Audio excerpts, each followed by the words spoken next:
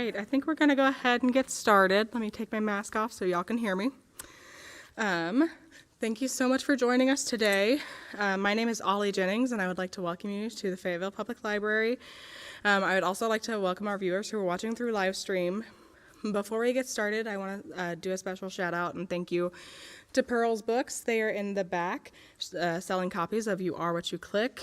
Additionally, for after the event, please note that we have feedback forms on this table over here to the right next to the door. We do ask that you take some time to fill out those feedback forms. We love hearing from y'all so that we can go forth and help plan better programming in the future, okay? We want to let you know about an upcoming author talk with New York Times bestselling author Susan Orlean on Sunday, November 14th at 2 p.m. over in the new Event Center. She'll be discussing The Library Book, which was an instant New York Times bestseller and won the California Book Award and the Marfield Prize for Arts Writing. Excuse me, that's a tongue twister for me apparently. With that, I am absolutely delighted to introduce Brian Primack. Dr. Brian Primack, MD, PhD, is an internationally acclaimed behavioral scientist and social media expert who believes that we do not need to swear off social media, delete all of our online accounts, or give up our phone to live happier and healthier lives. Dr. Primack is currently Dean of the College of Education and Health Professions at the University of Arkansas, where he also serves as a professor of public health and medicine. Today, he is joining us to discuss his new book, You Are What You Click, where he offers a new approach to digital wellness. Please help me welcome Brian Primack.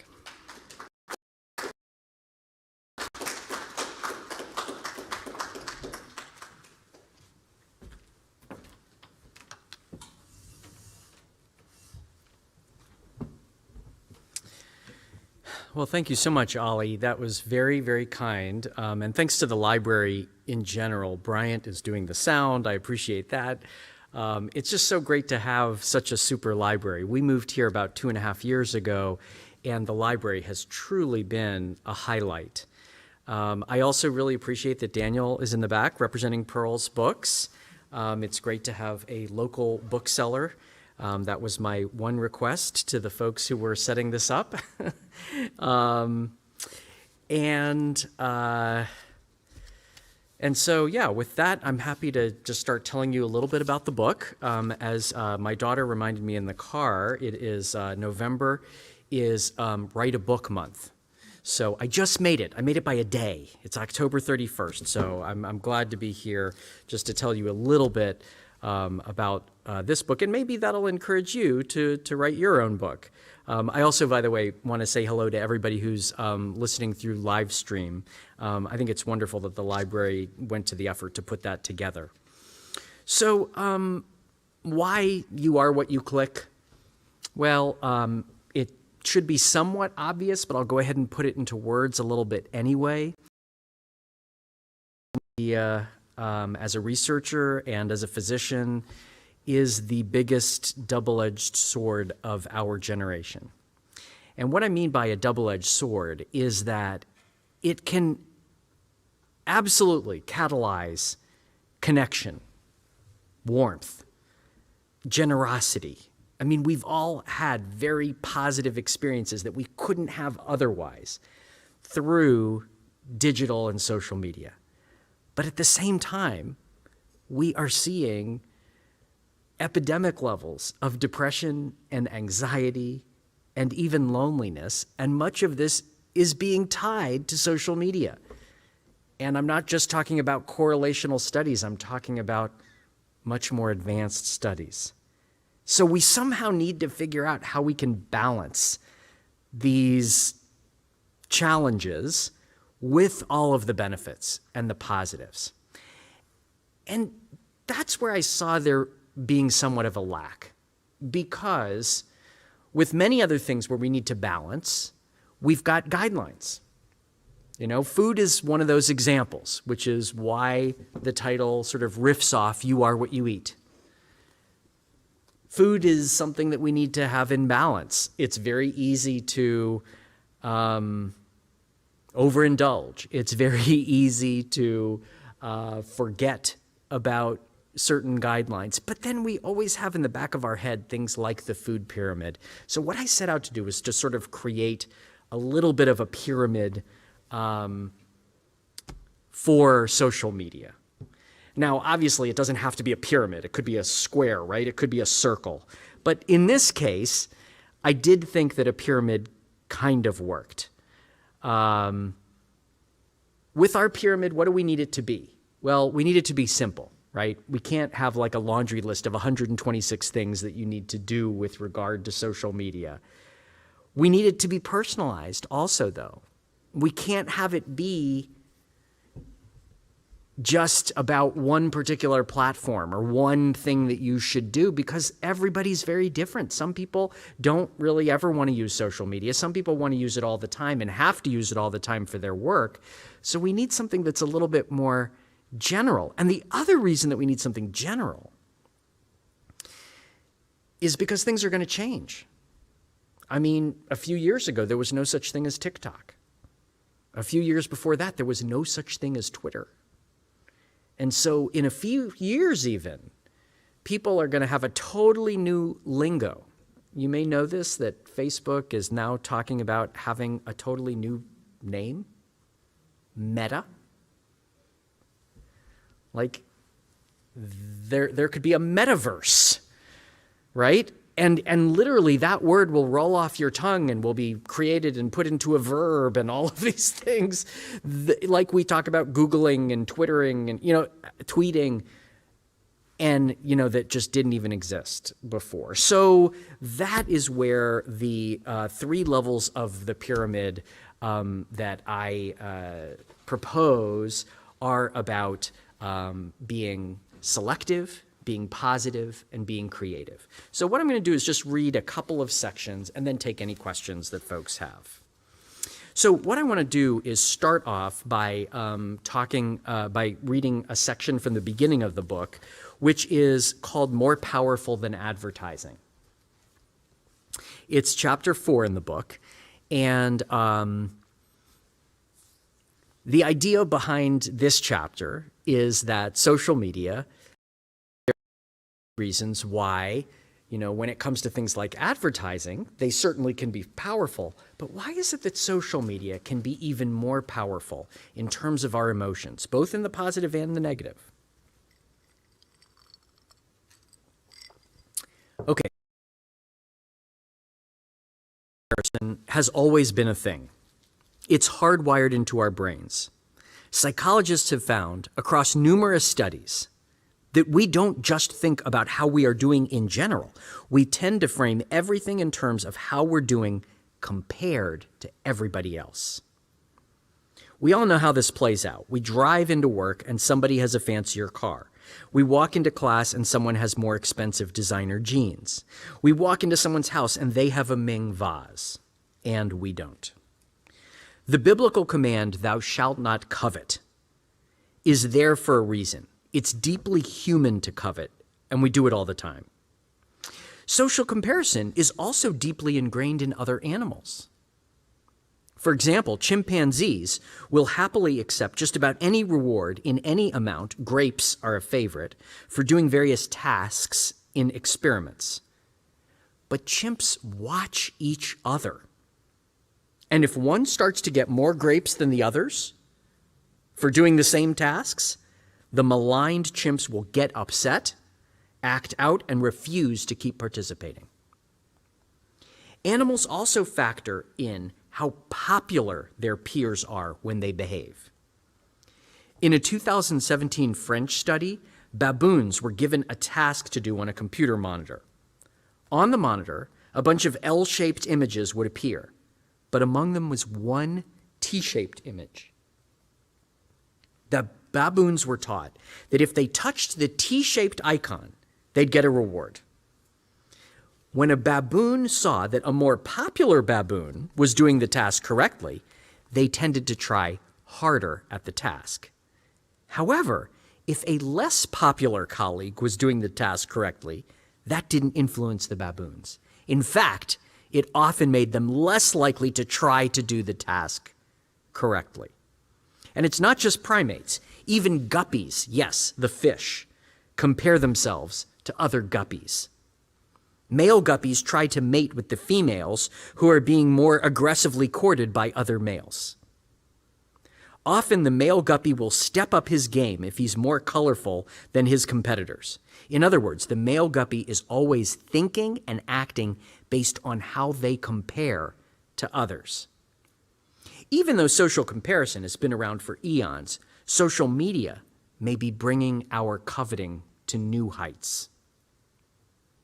One reason is that social media affords so many different possibilities for curating our lives. In person, it's harder to hide or maintain that ideal exterior. When we meet people in daily life, we tend to notice imperfections and the real challenges those people face. On social media, we can carefully choose one image out of hundreds to share with the world. Our day might be full of messy, difficult experiences, mistakes, frustrations, and unattractive moments. But we can still post about the one moment that makes us seem like we have it all together. The second reason social media is particularly powerful as an envy machine is this.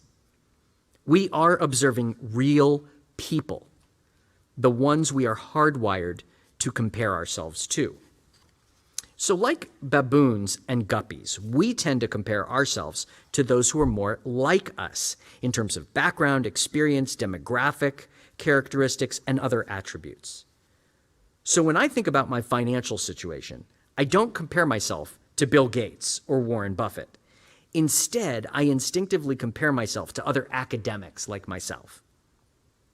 Similarly, when it comes to athletics, I don't compare myself to Aaron Rodgers of the Green Bay Packers and wish that I too had an average quarterback rating of over 100 in 15 NFL seasons.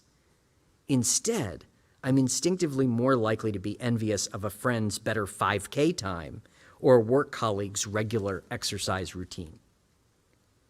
This is what makes social media the ultimate breeding ground for envy. I'm not Facebook friends with Aaron Rodgers, Bill Gates, or Warren Buffett, but I am friends with hundreds of people who share my exact demographics. Every day, each of them can tell me the best thing that happened to them, their biggest achievement, the most impressive thing that their kid has ever done, and the most wonderful thing that they just did for the environment. And I instinctively compare myself to all of them. In this way, social media may be more powerful and effective than advertising at producing envy.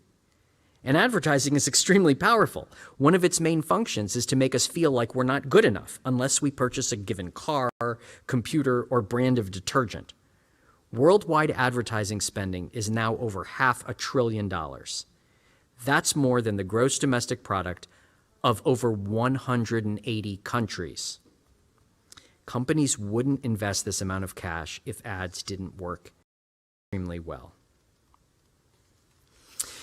So that is just a little piece of the sort of initial chunk of the book is about sort of why is it that social media needs to be something that we focus on, why we need a, part one is called Why We Need a Food Pyramid for Social Media.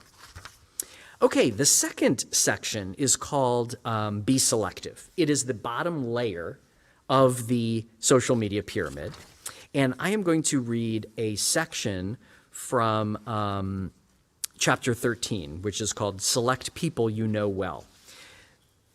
One thing that's interesting about this Be Selective section is that people always ask me about the amount of time that they use social media. And what's the ideal amount of time to use social media? And I do talk about that in the book, and I do have a chapter on that. But that's just the very beginning, because we talk about all kinds of other things. Like, for example, the time in the research that we've done, the number of platforms means even more than the time. So, for example, we did a study that demonstrated that if each of us uses 2 hours a day of social media, and you use 2 platforms, you divide that among 2 platforms, and I divide that among 7 platforms, I am 3 times as likely than you to be depressed, even if it's the same exact 2 hours. So it's one of these things that tells us there are a lot of nuances into the use of social media. So when we talk about be selective, we're not just saying stay away from social media. We're saying what are the specific nuances that we can do to make that time more valuable? Because, as we've mentioned before, the goal is not none, and it's not to take it away. It's to say, how can I can sharpen the positive end of the sword, but dull the negative end that's going to hurt me. Okay, so this is another one of those nuances. Beginning of chapter 3, select people you know well. In today's world, we can be friends online with a lot of people we have never actually met face to face. In a historic context, this is extremely unusual. For most of history, the only way to get to know somebody was by seeing and hearing them directly. With the invention of the telephone about 100 years ago, we could talk to someone without seeing them. But we mostly talked with people we already knew. We didn't develop new relationships with people whom we talked with solely over the phone with no intention of ever meeting in person. Today, most people who use social media develop online-only friendships of one kind or another. And young people in particular are very comfortable connecting with many people they have never met and will never meet in person. People have built romantic relationships with and even married people they have never actually met face to face. Consider your contacts on social media. How many are people you have never met face to face? Maybe you liked a comment someone made, or you connected with a friend of a friend, or perhaps you followed someone on Instagram who liked the same band you do, and then you felt that Instagram high when the person followed you back. Does having many non-face-to-face friends, people that we've never actually met in real life, affect our emotional health? Well, my colleague Ariel Shenza and I looked at this in a recently published study. We surveyed over 1,000 young adults and asked them what % of their friends they had never met face-to-face. For some people, the answer was 0. They had strictly limited their social media circle to people they knew in person. For other people, though, that number was high. In fact, our participants reported having never met face-to-face an average of 39% of their social media contacts. And there was a significant relationship between the number of non-face-to-face friends and mental health problems. For every 10% increase in the proportion of friends a person did not know face-to-face, there was a 9% increase in the chances of depression. One explanation for this is that when we have never met a person face-to-face, the effect of social comparison that we just talked about, as discussed in Chapter 3, can be exaggerated. When we know a person well, we know their faults and foibles as well as their best qualities.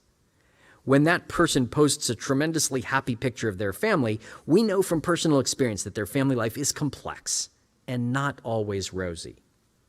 When they post a flattering profile picture with not a hint of a double chin, we know that they don't always look this good because we have seen that double chin in all its glory. But people we have never met before, with them, we don't have a complete picture of their lives. We have no other context except their curated social media profiles. If we start comparing ourselves to them when we don't know exactly how imperfect, when we know exactly how imperfect our own lives are, it will be easy to feel that we don't measure up. The relationship between having more non-face-to-face friends and depression may also be explained by social network theory. This theory says that strong ties, which are based on trust and affection, offer excellent emotional support in uncertain situations. Most of the time, to develop these kind of relationships, we need to experience people in person. Social network theory does not think that weak ties are bad. In fact, they can be very helpful for finding new information and resources like job leads and social activities. However, weak ties do not provide the same support in times of challenge. Friend networks with weak ties provide more superficial support and less substantial support, and there's a higher risk of miscommunication. On the flip side, if more of our friends on social media are considered close, this may indeed translate into improved mental health. In that same study, we also asked participants what percent of their friends they considered close, and their average response was about 35%. However, the really interesting thing was that the higher the percentage of friends someone considered close, the less likely they were to be depressed. Someone who said that 50% of their contacts were close tended to feel better in general than someone who said that only 30% of their friends were close. This suggests that to reduce our risk of problems, we should maximize the percentage of online connections we consider close. In other words, it may be better to use social media to extend relationships that are already close than to use it to forge whole new relationships. And then I go on in that chapter to give a few more specifics for how you decide, because the idea is not to necessarily make that zero. It's just to recognize that this is a tendency, and it's demonstrated in the research, and then you can hopefully figure out the best balance for you. Okay, I'm just going to read two other sections, one from the section on the middle of the pyramid, and then one from the very top of the pyramid. It's just 3 levels, and then I'll take any questions. So please feel free to think of any questions that you have. The middle chunk of the pyramid, we just talked about be selective. The next is be positive. So I'm going to read a little section from chapter 19 that is entitled Be Positive with a Vengeance.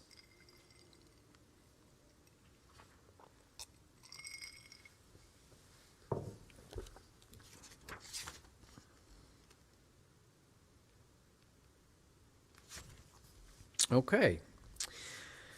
And this is actually toward the end of the section on positivity, so we've actually talked a lot about, at this point, about the different kinds of negativity that people are likely to encounter on social media, where they come from, and how to deal with them. But this is sort of a little bit of a wrap-up. Despite how critical positivity is, we all know how challenging it can be to maintain on social media. After all, look at what we're up against. Negativity bias, toxic gossip, dehumanizing language, extreme reactions and behaviors, a set of rules that seem to facilitate the spread of negativity, and more. That's why the critical message of this chapter is that we can't just be sort of positive. We need to actively search for it and pursue positivity with a vengeance. In the face of difficult experiences on social media, even when we're being criticized and feeling irritated, offended, and possibly horrified, we should try to respond with some acceptance and composure. How? The answer comes from Viktor Frankel, one of the most important psychologists of the past 100 years.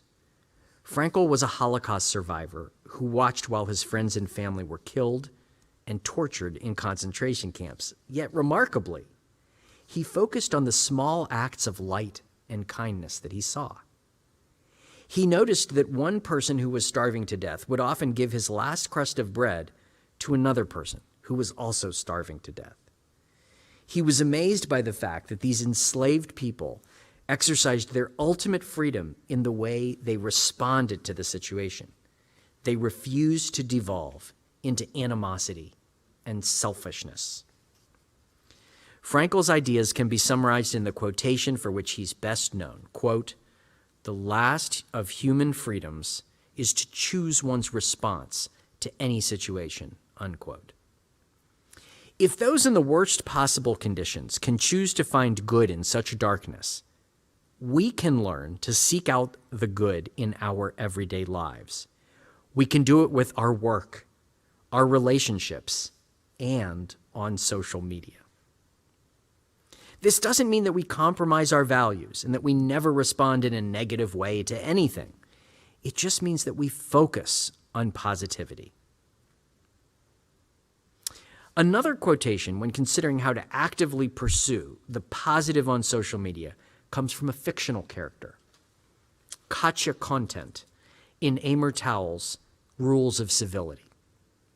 Katya, the daughter of a Russian immigrant, uncovers her hypocrisy and darkness beneath the rosy exteriors of the upper ranks of 1930s New York society. Yet she maintains humanity and positivity. At one point, despite being surrounded by many people who all have ulterior financial and political motives, she recalls a meaningful friendship and thinks to herself, when some incident sheds a favorable light on an old and absent friend, that's about as good a gift as chance intends to offer, unquote. In addition to being a warm and positive sentiment, this sentiment gives us a practical clue for using social media in a positive way in today's world. One of the best things about social media is the ability to stay connected to old and absent friends. But how specifically should we use social media to connect with these people so that we truly optimize those relationships and avoid falling into misunderstandings and other traps we've been discussing? Katya lives in a time without social media. She must wait for a specific happenstance to shed a favorable light on a former friend. Maybe hearing a name in passing or coming upon a physical reminder while going through old things. Without these reminders, many wonderful old friends might remain unremembered, which would be Katya's loss. Yet with social media, we have these reminders available to us every day, every moment. We can experience the warm feelings Katya refers to frequently. We can use social media to choose the company we want to keep. All we need to do is log onto our platform of choice, comment on those people's posts, and reconnect, right? No. We must dig beneath the surface to have a richer experience. We must pursue positivity with a vengeance instead of just waiting for it to happen. When we log on to the main feed, we are hearing the loudest voices. These may or may not be the ones that we want to hear.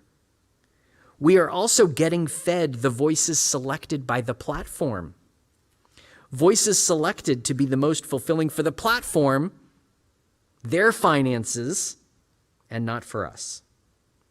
Imagine that two messages are posted at the exact same time. The first is from an old friend we miss and haven't heard from in a while. It's not flashy, so it doesn't get a lot of hits. It also doesn't have any words in it that suggest a product that could be sold, like computer or car. The second message is from someone who posts frequently and carefully curates messages to get maximum hits. Platforms are optimized to emphasize messages like these because they will end up selling more or keeping more people glued to their feeds. When there are a lot of hits, algorithms tend to look for keywords in the message. If the message is about a great camping trip, an ad for a camping store like REI will probably appear next to it. This isn't just the case on Facebook. Similar algorithms and processes are at work on Twitter, Instagram, and just about every other social media platform. You know what happens. The platform will usually put their preferred messages at the top of your feed, and other messages, the ones that we probably want and prefer to see, will appear farther down. What can we do about this? We need to be more intentional, with a vengeance even. We need to have a plan that involves skipping the highly visible screens, which platforms default to for their benefit. Instead, we need to drill down to what we want. Here is one example of a practical way to achieve a more tailored, personal, and intentional experience. And then I talk a little bit more about how to bookmark directly into people and pages that you really want. And doing that instead, because it's really that first experience of social media that often derails us from what it is that we really want social media for. Okay, the fourth section of the book, and I'm just going to read one more section from that, is about the pinnacle of the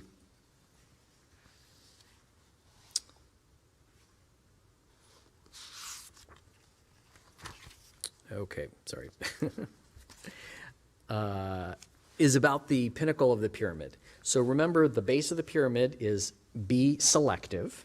It sort of gives you a foundation, selecting certain things about social media to make it, work for you better. The middle is be positive, and then the top little triangle is be creative. And, we tend to think of creative as sort of about arts and crafts, but that's not what this is about.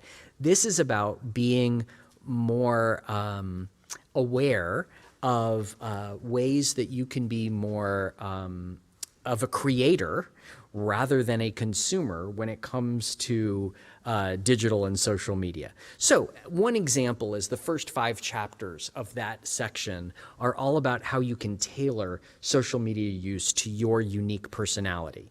There's actually a little personality quiz in the book at that point of the book, and then based on your responses, you can then read the next 5 chapters, and it sort of tells you how to tailor your social media experiences to what might fit your personality better.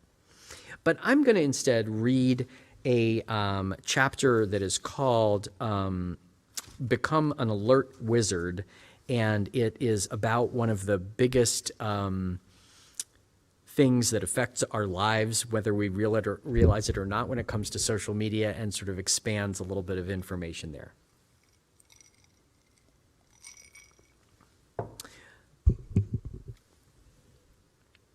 In 1961, Kurt Vonnegut published a short story called Harrison Bergeron. It portrays a dystopian future United States in which citizens are not allowed to be more athletic, attractive, or smarter than others. This equality is achieved by introducing handicaps. A graceful dancer has to wear heavy weights. Attractive people have to wear masks. What about people who are more intelligent? Well, they are exposed to random noises and interruptions that disrupt their attention, concentration, and thoughts. At the time, this was a dystopian vision. Yet this is more or less the situation in the early 21st century for all of us. Notifications regularly accompany us all day, every day. Sounds, vibration, and pop-ups from our devices distract us from giving anyone or anything our full focus. In Harrison Bergeron, a similar interruption leads to one of the central tragedies of the story. An intelligent man, because of a well-timed interruption, doesn't even realize that his son has been seized from his family by the government. Hopefully, our interruptions are not as dramatic or as tragic. But what is the opportunity cost of our notifications? How much more effective, creative, and peaceful might we be if we were not constantly interrupted in this way? We can be significantly affected by our smartphone, even if it's off. A 2014 study published in the journal Social Psychology involved 2 groups of young adults who were asked to complete certain tasks. One group was instructed to have their cell phones turned off, placed on the table beside them. The other group completed the same tasks, but did not have their cell phones on the table at all. For extremely simple tasks, there was no difference between the groups in their ability to function. However, when the tasks were more complex, people without cell phones nearby performed significantly better compared to those who did have cell phones near them. Just the presence of the phone, even without any beeping or buzzing, was enough of a distraction to impair people. Why did this happen? The researchers surmise that we've been conditioned by our phones to expect interruptions. Even if it's not active, just the existence of our phone triggers the subconscious feeling that at any time there may be an alert, call, or notification. This saps our mental energy and focus. Our phones also act as subconscious reminders of things we need to do. They trigger our desire to make sure there isn't a critical email or text we simply must act on now. If this is what a phone can do when it's off, imagine how significantly impaired we are when it is on and literally calling for our attention. In today's nonstop world, it can be argued that our attention is our most precious commodity. But many of us give it up every day, minute by minute, to maintain the feeling that we aren't missing anything. Why don't we take more control? Why don't we make determined, conscious decisions to simply click the right buttons and take back our attention? Why don't we turn off our notifications? There are three major barriers. The first is that we are often ambivalent about turning off notifications. The second barrier is that it is not a simple task to turn them off. And the third is that turning off notifications is not a quick fix, it's an ongoing issue. Let's explore how we can overcome each of these obstacles. And then in the rest of that chapter, I talk about each of those barriers and how we can easily get over those barriers.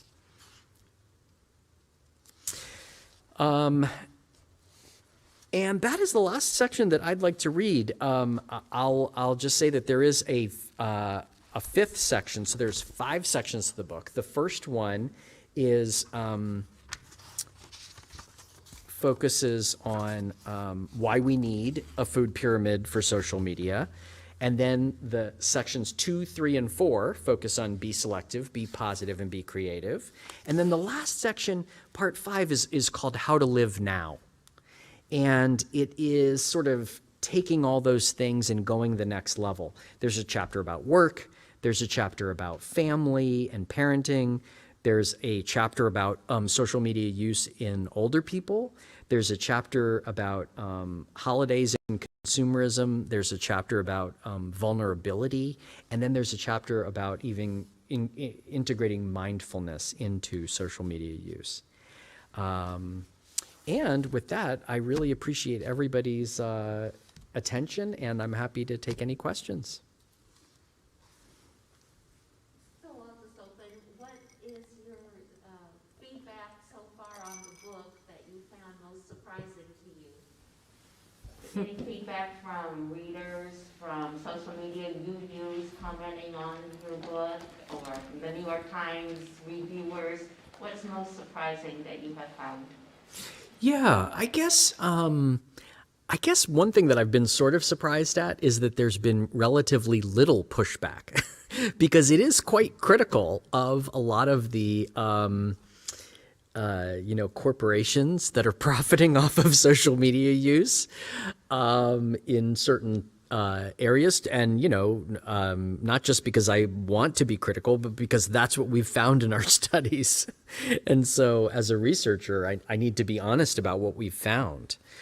And now I think that that's happened for a couple of reasons, that there hasn't been much pushback because I was sort of gearing up for it. One is that those companies are very busy right now. So as you know, there was recently a big expose that Facebook, they were about to launch a big product aimed at young girls as part of an Instagram, increase and push. And there was a whistleblower who found their documents, and this was all published in the Wall Street Journal.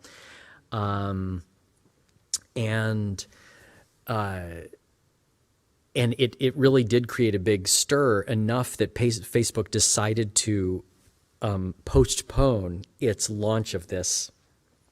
And because a lot of the internal documents that they seized demonstrated that they know about the toxic effect that their products have on young girls, especially with regard to anxiety, depression, loneliness, body image. I mean, all the things that we as, researchers in human health services are desperately trying to, have go the other direction. So I think that they've been very busy with that. And I think that they also kind of know it. There isn't a whole lot that they are going to refute. I think that also, and, related to that, the other thing that's been surprising is that, in basically, I've talked to reporters in, every market, Northwest, California, Northeast, Middle America, country stations, rock stations, classical music stations. Every person that interviewed me about this was able to somehow identify and said, yeah, that's me.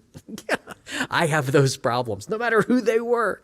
And so I think that was another thing that was interesting, is just how universal. Like, I figured, well, maybe people in the Northeast would be interested, but people, in the Midwest might, not really be interested. And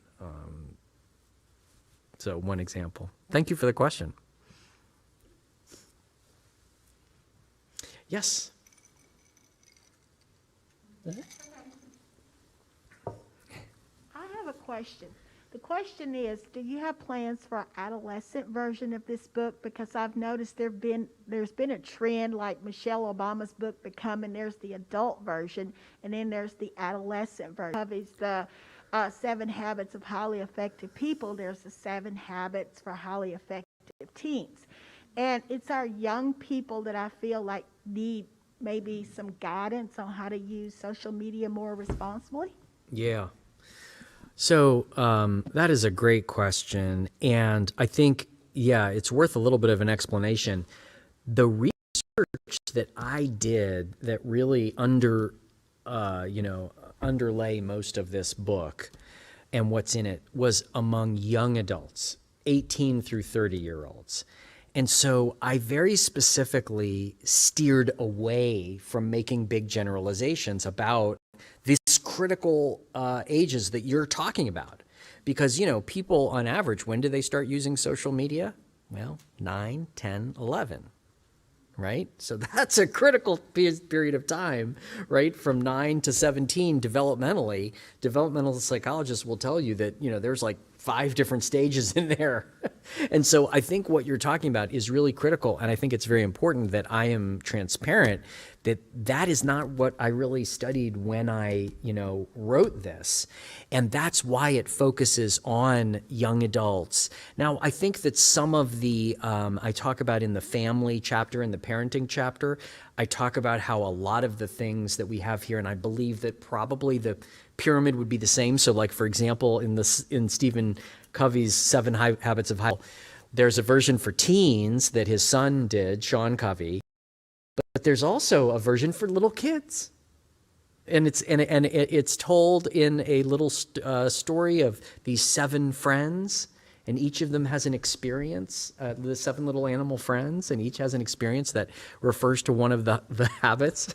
So my guess is that if I were to do something like that, 2 things. One is I'd have to do a lot of work, because I would have to do more studying of younger people. Because the examples that I have in here are from people that we interviewed who were 18 to 30 years old. And that just doesn't necessarily transfer to an 11 or 12-year-old. It's going to be different things that they're going to be. So I would have to do a lot of work. I couldn't just do it at this point, willy-nilly. But the second thing is, I think that probably the model would be the same, quite similar. Kind of like the 7 Habits of Highly Effective People can, it's a general idea that could be used to improve your business acumen. He's a business guy. It could be improved for teenagers, and it could even, and that those same ideas So like, for example, one of his, 7 habits is put first things first. And so that's a good idea if you are a business executive, but it's also a good idea if you're 8 and you want to save money for this, this one particular toy that you really like rather than wasting the money. So, so I think that probably that idea of be selective, it would just be a different kind of be selective. Be positive, it would be a different kind of be positive, and how to deal with the negativity that so easily is kind of spread by this particular medium. And then be creative. There would be other kinds of creativity that kids developmentally who are 12 and 13 are going to be thinking of compared with people who are 22. But I would imagine that those general categories would still apply. Yeah, thank you. Yeah. I hate to make you learn. Well, Dr. Primack, you mentioned it sort of, I think, in your third reading and when you talked about the Wall Street Journal, but there's been 2.5 or 3 weeks of publication from a news consortium of 15, roughly a dozen and a half, major news organizations that divvied up apparently tens of thousands of documents. And it's led by that. The Wall Street Journal was about nearly the first one. And there have been others every day. There's digest. I read a very short one, and it's just not even the tip of the iceberg. It's the polar ice cap at the tip of the iceberg. Yeah.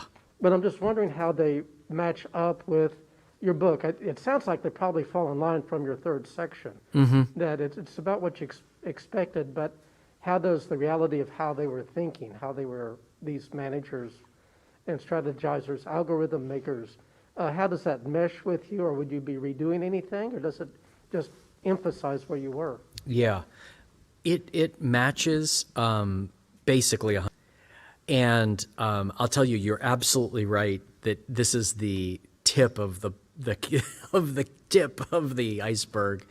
And I just talked to the Wall Street Journal.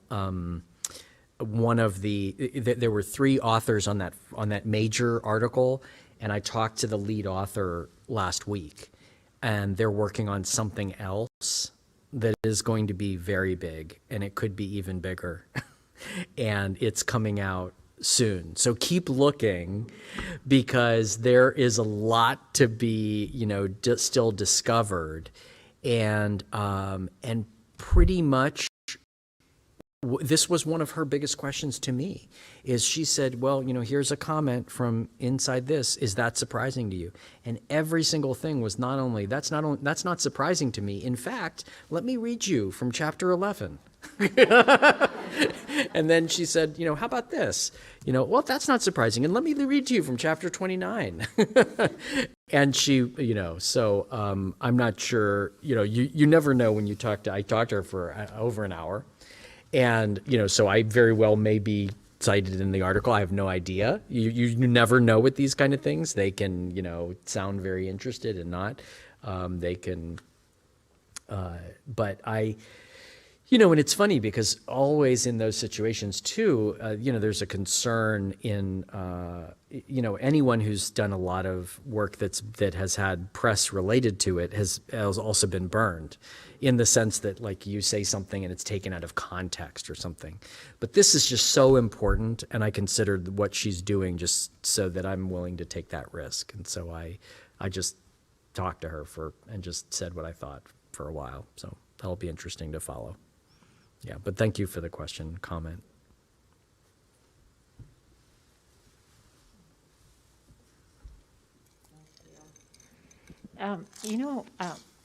I think I've exercised the be selective part pretty well, or at least I'm trying. So a lot of the times what happens is in the polarized society, you kind of, you unfollow, you hide, you unfriend, and then you kind of curate your selectively your network and what you see. But, sometimes I wonder if there is a responsibility on my part to engage, teach, or share what I think, especially people like I have networks like in my home country who I left, and what is my responsibility here? Mostly I disengage, but how do we balance that? This is a key question for our own health and wellness, but also the health and wellness of our society. I think what you're talking about is very important. So let me rephrase and let me know if I'm sort of on the right track. What you're saying is another critical balance that I do talk about in here a bit, which is that there are a lot of the suggestions that I have are about narrowing what you do in some way. And that is all well and good. I have a chapter, for example, in here called Love Thy Neighbor, but Choose Thy Neighborhood. And it's about all of the different other social networks that are out there, and maybe there's one that's better for you because it's maybe more about like-minded people.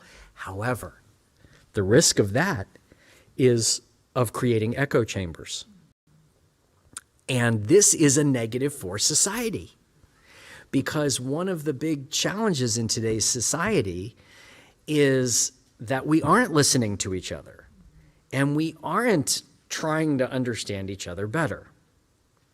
Now, I have a chapter in here that I think gets at a little bit of what I think the solution is, because obviously I've thought about this a lot.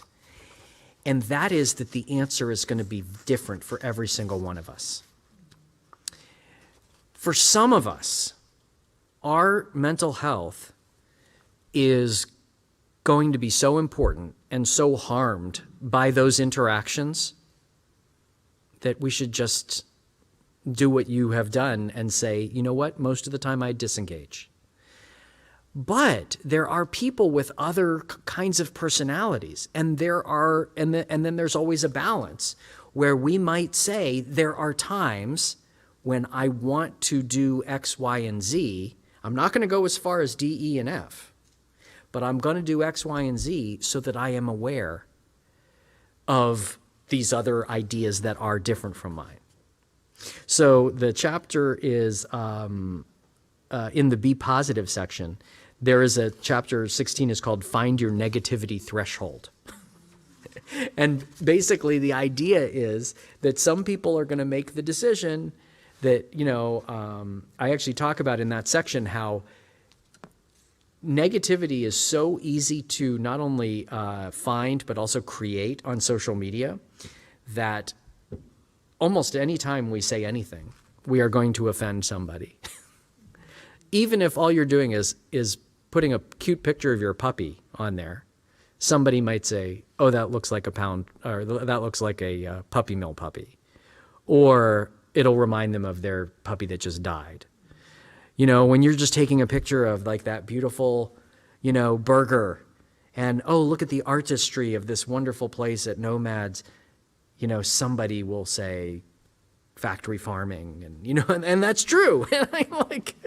And so the fact is that, and I actually go through almost a mathematical example saying that even if you post something, it turns out that even if you post something that seems like it's, very benign, if you have like the average number of friends and the average number of people sees it, et cetera, there is a 97% chance that someone will be offended by that relatively benign thing. And so some people will say, because of that, I am not going to post at all. Some people will make that choice. Other people will say, you know what, I care enough about my puppy and about the artistry of this burger that I am going to risk what those challenges are. And it's the same thing with dealing with this balance of protecting ourselves and our mental health and creating our best lives, but also having the greater society in mind. It's just an extension of that old idea of individual and society, and we need to think about both. Yeah, great question.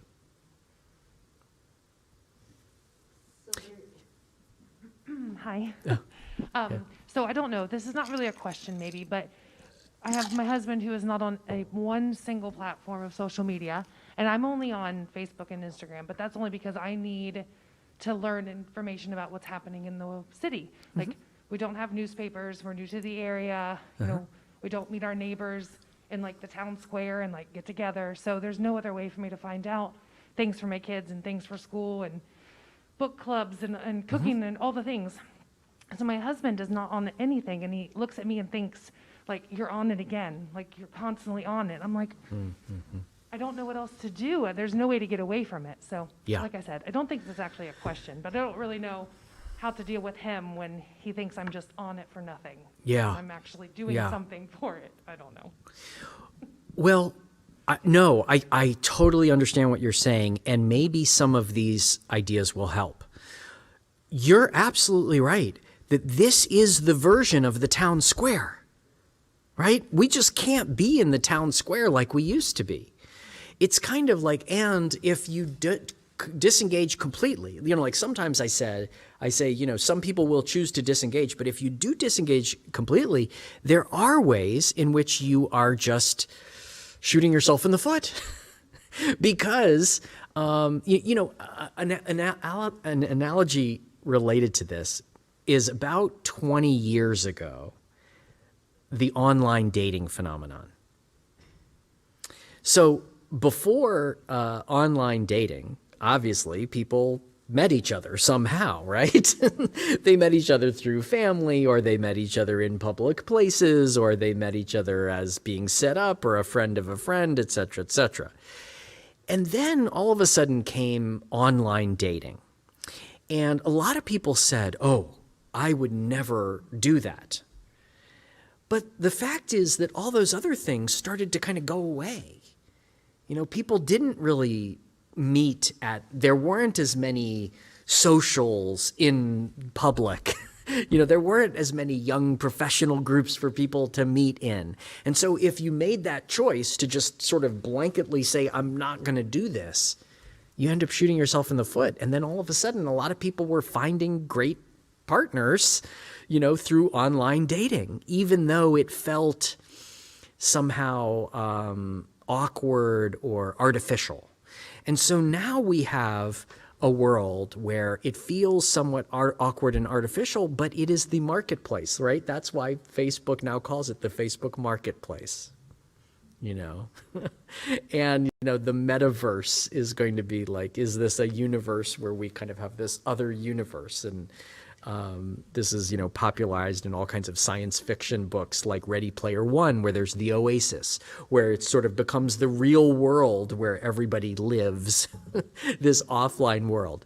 So what I would say is that the message of the book and the message of the author is that, you know, this is a very tricky balance that we all need to figure out. And for some of us, we are going to be disengaging completely. So it may be in his personality that is for him a better, you know, solution.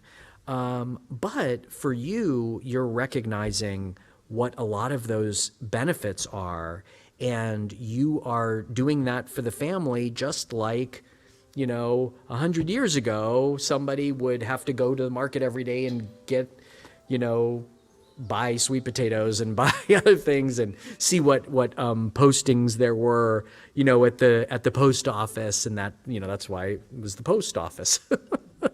You know, and now we don't have those things, and so we kind of have to, you know.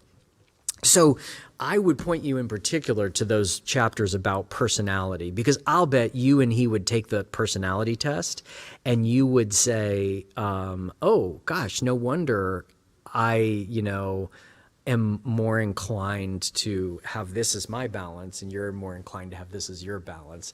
That may help you, you know, sort of save face and not feel like, you know, you're doing the bad, evil thing and he's doing the righteous, good thing.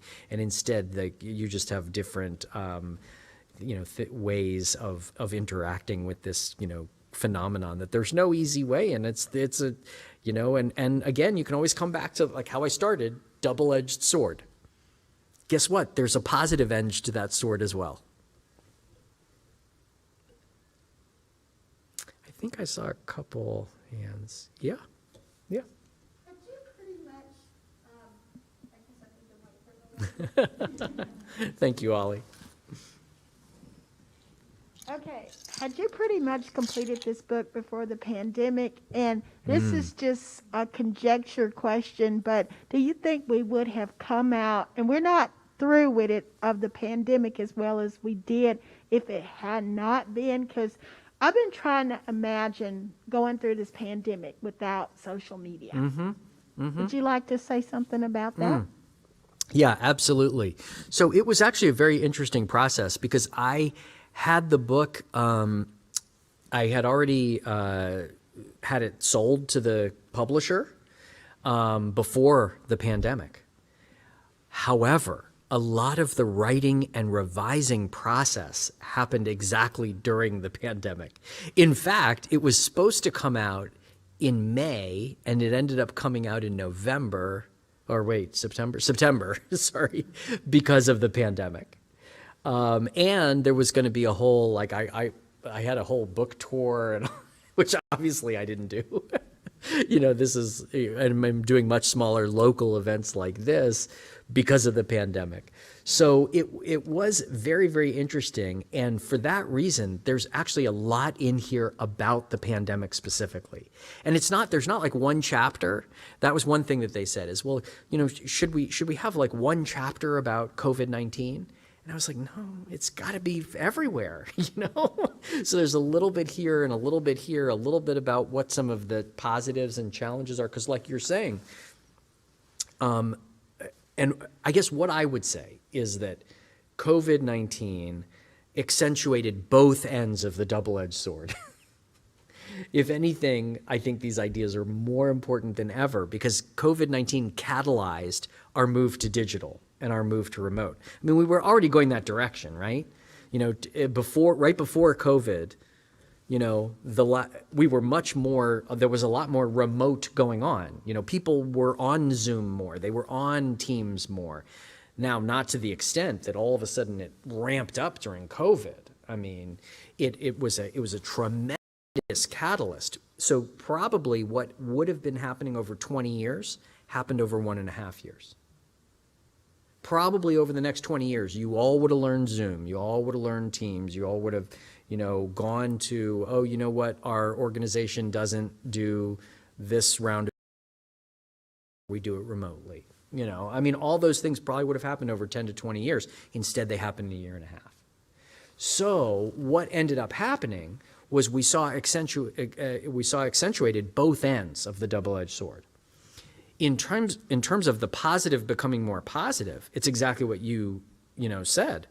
A lot of people would not have made it without feeling like they were still able to connect on Zoom for that birthday or that other celebration or that weekly knitting group or that, whatever it is that people, connected them and they weren't able to do it otherwise. But let me ask you a question. Did social media and digital media fix our connection problems? Like, did it take away our feeling of loneliness as a society? And our level of anxiety and depression? I mean, has it fixed those things? Like, absolutely not. I mean, it's worse now than it was before the pandemic. Now, you could say without these things, it wouldn't have been as bad, and that very well might be true. However, we are also seeing a lot of the other end of the sword. We're also seeing that now that a lot of people,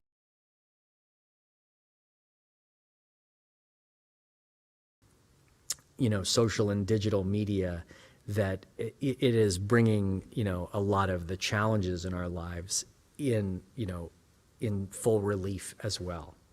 So I think in general,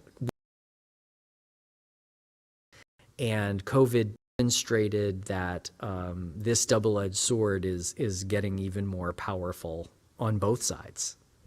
So I think it's even I think that it's even more of an argument to say, if you can curate that balance and you can create your own little world of keeping the positives and leveraging those positives, but also avoiding the negatives, then I think it's a more important time than ever to do that. Yes. Thank you. Okay, I remembered my question. There's coming across my feed on Facebook are people who are looking for alternatives to abandon Facebook before it becomes the metaverse. And of course, it already is owning Instagram. It already owns WhatsApp. It already owns several other platforms that are out there that are connectors. So what would you suggest, sir? Or do you have any ideas on that or know of any trends going that way? Oh, yeah, absolutely. So what I would highlight is chapter 32, love thy neighbor, but choose thy neighborhood.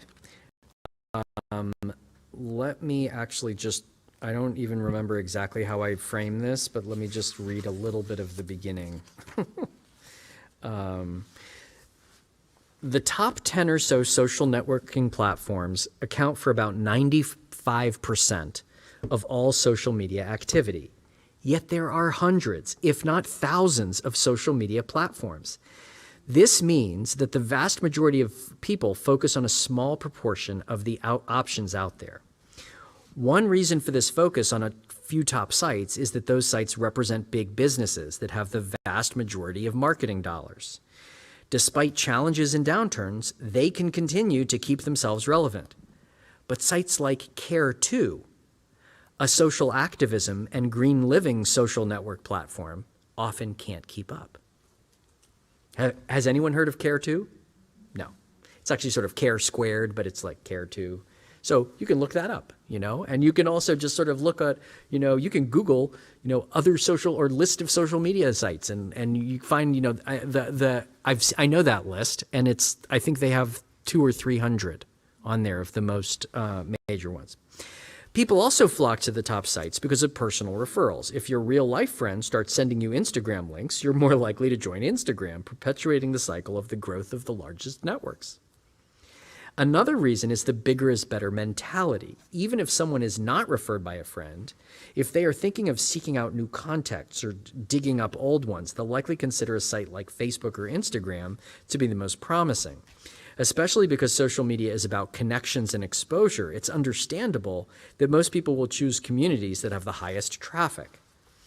Part 2 discusses the importance of being selective about how many platforms you use. It's also important to carefully consider if you've found the right platforms that truly nurture your interests and goals. If you haven't, it's time to go beyond the Big 10. This chapter's title is taken from a wise and clever quotation attributed to John Hay, the U.S. Secretary of State under William McKinley and Theodore Roosevelt. In today's world, we have not only physical neighborhoods, but also digital neighborhoods. We absorb the values of the people and communities we surround ourselves with, whether we're at a coffee shop or in a chat room. So when considering which neighborhoods you want to inhabit, carefully think about questions. How do I want to be treated? Does this platform support my values? How do the people on the platform make me feel? We all want to reduce negative experiences on social media. By selecting a platform that focuses on a narrower range of topics, you may decrease the number of negative experiences you'll have. Honing what you are consuming is also more likely to focus your time online on platforms that support and inspire you. As an example, Daily Strength is a social networking platform that caters to people with mental health concerns like bipolar disorder, anxiety, and depression. Daily Strength forums discuss the kinds of things that people talk about on other social media sites, movies, music, advice about purchases, news, and so on. The difference is that the users of this platform are engaging with others who have more sensitivity toward mental health conditions. That doesn't mean there are never insensitive things said. It just means that it tends to be a more supportive and understanding group. The same kind of thing exists on hundreds of other social network sites, each of which has its own ecosystem. Finding the ecosystem you prefer will help you tailor your own social media experiences. Another example is Ello, E-L-L-O, a social media platform that is specifically geared toward people working in and interested in the creative arts. Its URL is ello.co, not ello.com, which produces dietary supplements. At Ello, you can subscribe to communities discussing and posting about painting, photography, writing, music, fashion, art and minorities, collage, and minimalism. If these are the things you are interested in, this community, compared with something like Facebook, will probably be more satisfying since it is devoted to kindred spirits. And then I give one other example of, you know what, I'll just, it's only a few paragraphs now that I look at it, so I'll just, as a final example of the kinds of communities that can be found in the little-known corners of the social media world, there's Habitica.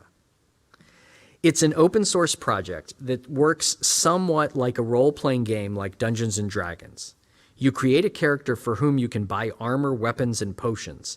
The difference is that your character advances not based on a roll of the dice, but based on how you are doing with real-life habits that you are interested in changing or strengthening.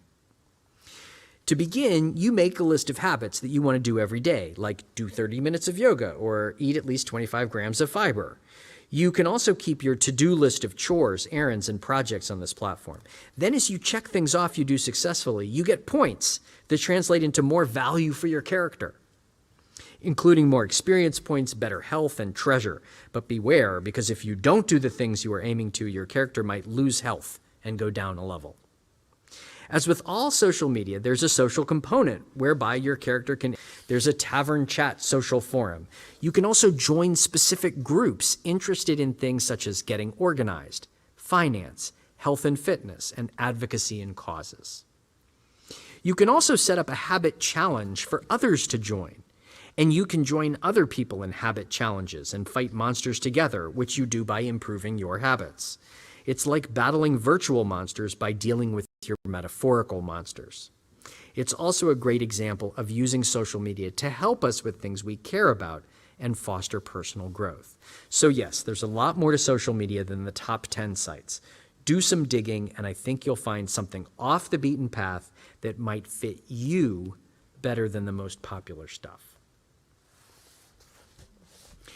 And among the top 10, the one that probably deserves a little bit of recognition is Reddit, because Reddit is very much a community of communities, and you can sort of select those kinds of communities. Now, Reddit also is famous for people being very, very mean and rude to each other. That's important to know as you're getting involved. But it's one that I think people have found little microcosms on that they feel good about. The other thing to think about is, there's some social network sites that you're really supposed to be yourself. That's Facebook, Instagram. Well, actually not as Instagram as much, because there's a Facebook, it's like very specific in their terms of service that you should be using your name. You should not be creating an avatar or something like that. Reddit does not matter. People are like, Athena the goddess and, everything. And Munchkin 527, that kind of thing. And there's different positives and negatives either way. I mean, sometimes people really want to be themselves and they want to kind of have this be a record of who they are as a human, and they want to use the curation things, and these are my interests and I want to own those interests. And then other people say, you know what? I want to do this in a totally different way, in a much more anonymous way. It creates a lot more of that negativity sometimes, but it also gives people a level of protection. It's just plain different. Yeah.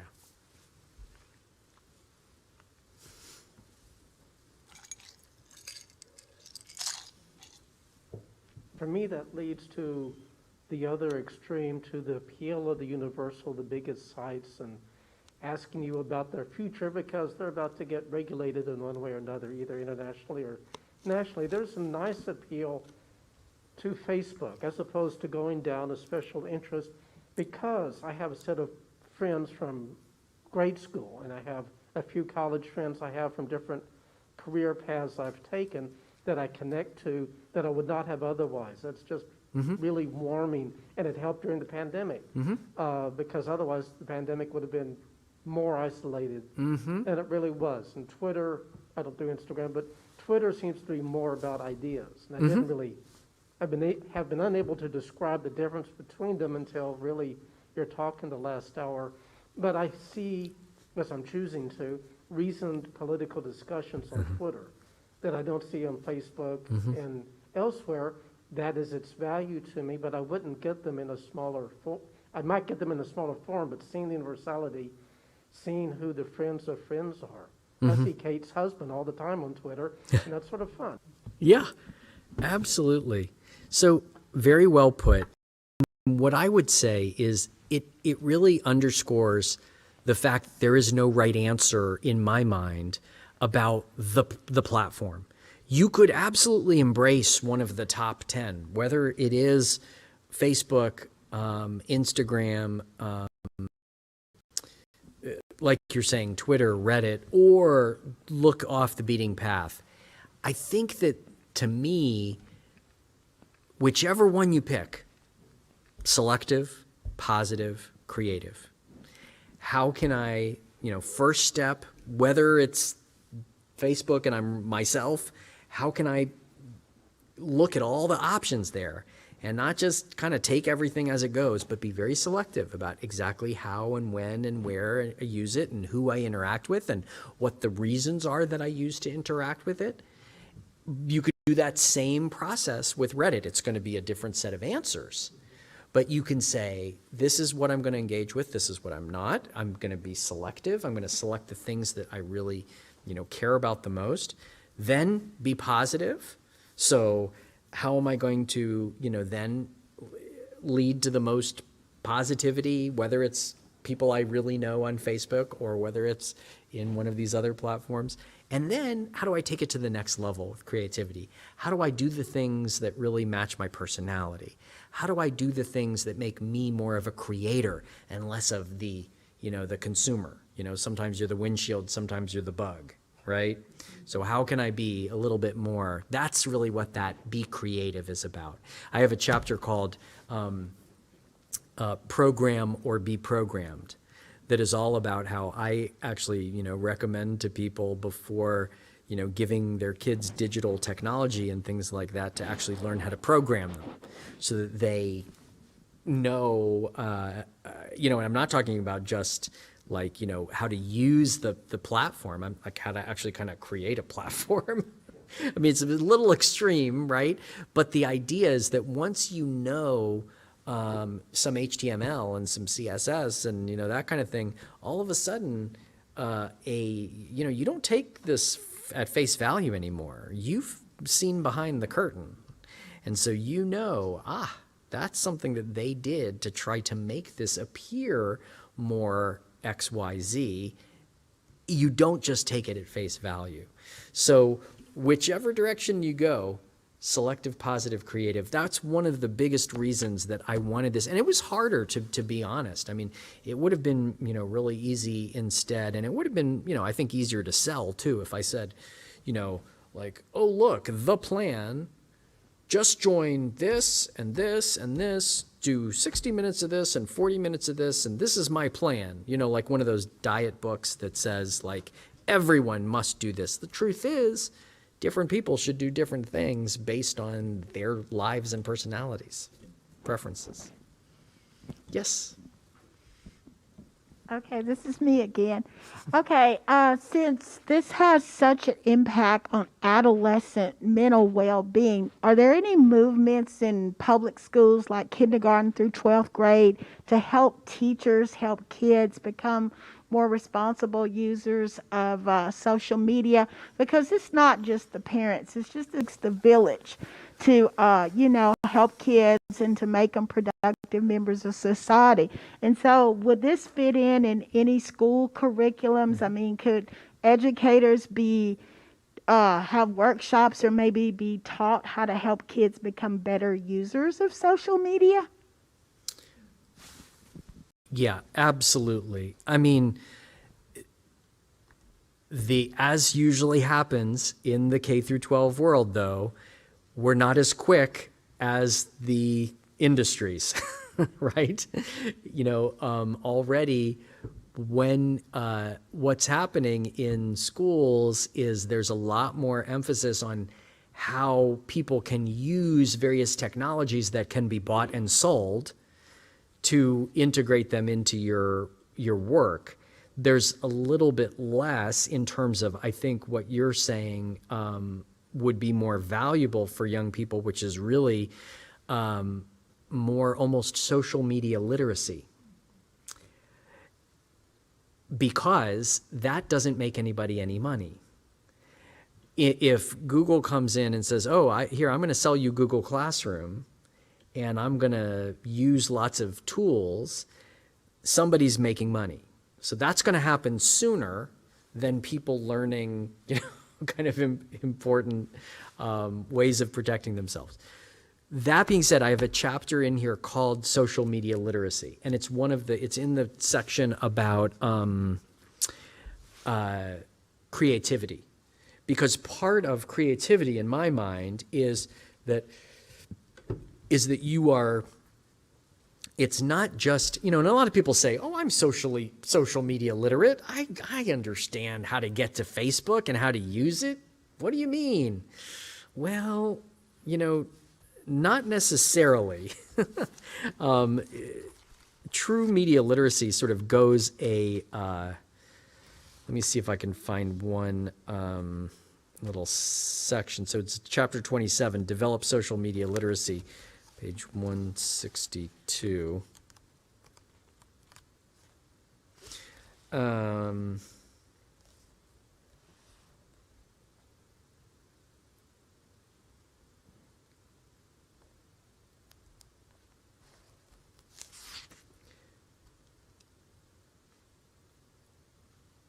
Okay, so media literacy, this is from the middle of this chapter, just a couple paragraphs. Media literacy,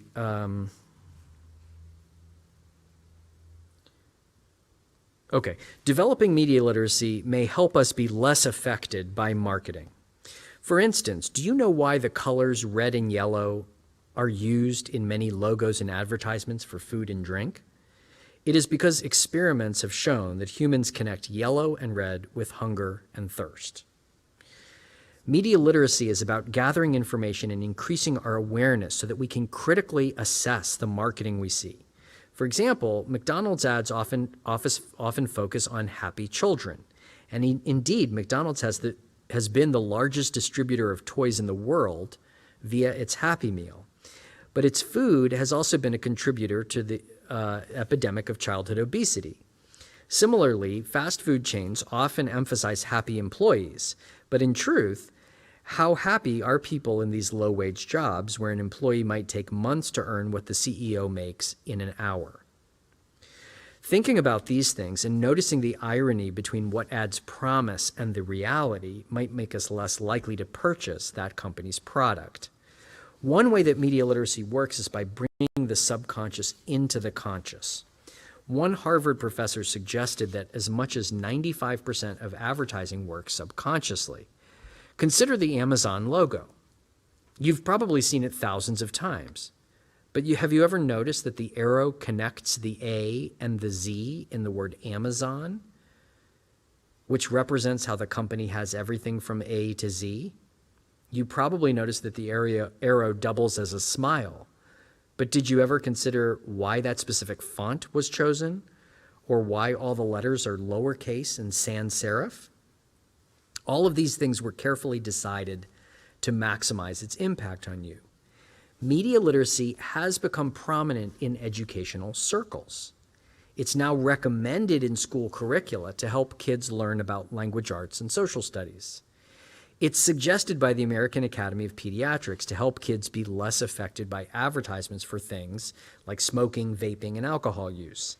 It's recommended by arts organizations to help people understand the artistic process and appreciate the arts more. But applying media literacy to social media hasn't been sufficiently explored. While social media isn't exactly advertising, there is a lot of advertising on these platforms. Depending on the site, about every third to fifth post may be an advertisement. Advertisements often line the sides and headers of each page. This is one reason why we need to be proficient at analyzing and evaluating what we see on social media platforms. Even more than that, media literacy can help us analyze all communications, including the actual content of social media posts. As I mentioned in Chapter 4, there are reasons to believe that social media may be even more influential than advertising when it comes to our emotional lives. The reason for this influence is that social media combine the power of production values with the influence of peer-to-peer communication. A magazine advertisement for tequila is a work of art.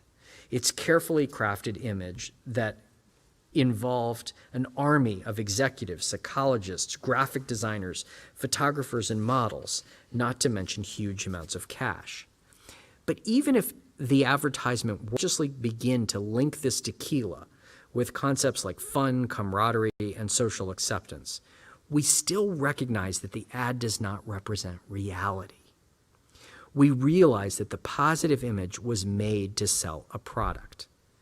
In the world of social media, however, it's different. Each photo has not been doctored by a team of graphic designers, but each photo has been selected from hundreds of possibilities. Each word accompanying the post has been selected extremely carefully by the author to convey a specific message. In this way, the social media we are experiencing has been heavily curated. Then that extreme curation is paired with the power of peer-to-peer communication. A lot about social media experience feels real. After all, it's a product of real individuals discussing real events, right? So on social media, it's even more important to consciously evaluate and critically assess what we're seeing and reading. And then I talk about a paradigm for doing that. And that's the kind of thing that I don't think we're doing enough with kids, because I think that, they're, becoming very proficient at using certain tools, but still you'll say to a kid, why is it that color? Why did that particular post come up first? Oh, because that was the most recent post. No. That post was selected by the platform from hundreds of your contacts and friends for you in particular to keep you on this page. What? I had no idea. Yes, the color green was selected here because it's meant to be very healthy feeling. The color blue here was meant to be because it's meant to be very calming. Red and yellow were used because it's meant to be stimulating. This font was used because it's slim and they want to emphasize that their, product or whatever will make you slim. Even the letters in the font. So this is the kind of thing that I think is very fun to do with young people, because young people enjoy solving mysteries and they like, sort of saying, hey, wait a second, that's not fair. They shouldn't be manipulating me like that. But it's hard to do. And yes, all 50 states now, suggest in certain guidelines that there is media literacy, But how often does it really happen on that deep kind of level? I think not nearly enough. Yeah.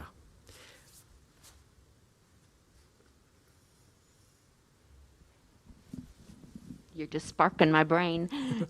So you are the Dean of the College of Education and Health Professions at the University of Arkansas. And you are in charge of all these curriculum designers on campus, who I happen to know a few, and I was one also for human resources there. And are you sparking any of them to go into looking at this particular problem for media literacy in the classroom? Well, I hope so. Okay, I hope so too. Yeah, I'll be honest though, as an administrator, it's very important that I support faculty members in whatever they want to do. And a lot of our faculty members already have things that they're very, very passionate about and that they're working on. And so I certainly have expressed to people that I'm happy to help if they are interested in media literacy and related things. But I also, as an administrator, need to make sure that my number 1, 2, and 3 priority is to them and their career and the foci that they're passionate about. So I certainly am happy to share my research and yes, a few people have sought out my mentorship, and I've been helping them with, various projects and everything from counseling to public health to nursing, if they're interested in media literacy and the impact of media in their area. But I also am, cautious to make sure that I'm, not giving preference, as it were. Yeah, good question. Well, I'll tell you what, it is 3:30, so it's, I think, a good time. An hour and a half is a long time, so I'll let you guys go. But I will stay here, and actually, I'll be in the back, and I'm happy to talk to folks if other questions come up. Yep. Thank you so much. Great. Thank you. Thank you.